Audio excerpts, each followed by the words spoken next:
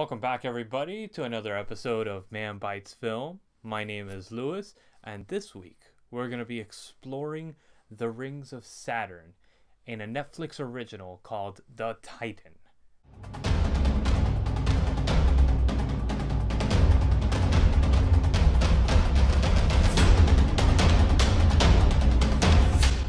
Thank you guys for joining us on this special review. This week we're going to be doing a Netflix original that came out 2018, runs about an hour and 30 minutes. Stars Sam Worthington from Avatar and such. His name is Rick in this particular movie. And also stars Taylor Schwilling, something like that. The main character in Orange is the New Black as Rick's wife in this film. She's a doctor as well. And Tom Wilkinson as a professor that's doing these experiments. This film revolves around a nuclear fallout that takes over the whole planet and wipes out, pretty much is wiping out all of civilization little by little. So these professors, these doctors, they're trying to get together and trying to figure out a way around this, like we always do. We always evolve and we always try to come ahead of the different situations that happen in our cultures.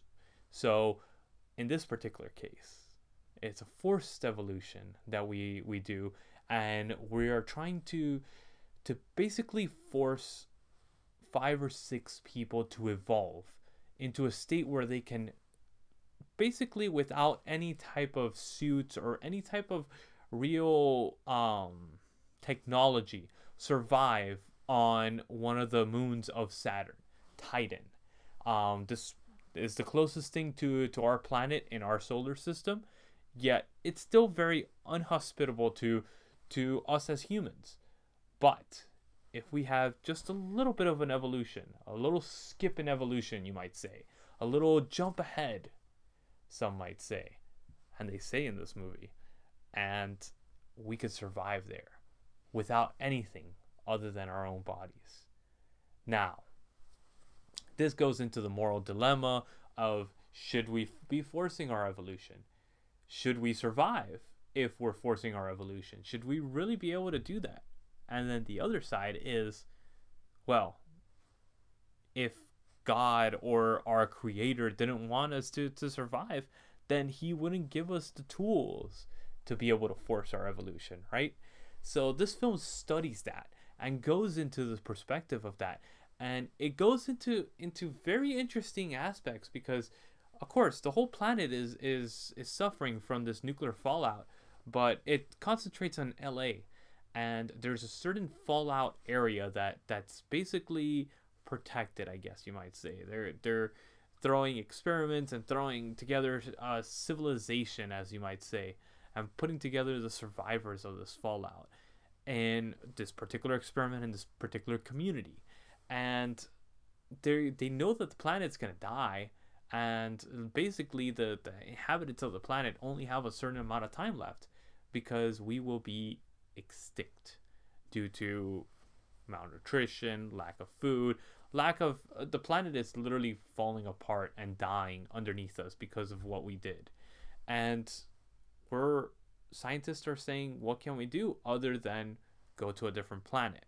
But we can't survive on these planets without technology. So evolution is the process, and Sam Worthington is the main guinea pig, I guess you might say, of Tom Wilkinson's experiments. And he basically changes our genetic makeup, and the whole film revolves around everything that happens to Sam, how he loses his inhibitions as a human. He loses his cultural, I guess you could say, identity. It's weird the way that this film takes it and goes with it. I really enjoyed it. If you enjoy movies like The Thing, sci-fi thrillers and stuff like that, and just movies that analyze and go into progressive theories of evolution and stuff like that, it's a very interesting movie. I'm sure there's a lot of plot holes and all that stuff. It's a movie, guys. Just enjoy it for what it is. Don't overanalyze it. Don't think it's Star Trek. It's not. It's not supposed to be taken serious. This is entertainment. All right. Don't overanalyze the science of it. Just enjoy it for what it is. If you tear apart the science of it and everything, it's very wobbly and very out there, and you're like kind of like, yeah, I don't think that could really happen. But if you take it for entertainment value, you're really gonna enjoy this movie. I give it a 6 out of 10 because I really did enjoy it, but there is a lot of plot holes and there's a lot of holes that could be plugged, I guess you might say. But it's entertaining nonetheless. So please check this out. Again, this is The Titan 2018, currently streaming on Netflix. My name is Lewis, and this is another episode of Man Bites Film. We'll see you guys next week for another episode. I'm going to try to put episodes together for Netflix original shows and movies, because I think that they deserve a lot of credit. They've come a long way since they first started, and they have gotten really, really good. So this is the first of many, hopefully, of Netflix originals that I'll be able to put out on YouTube for you guys.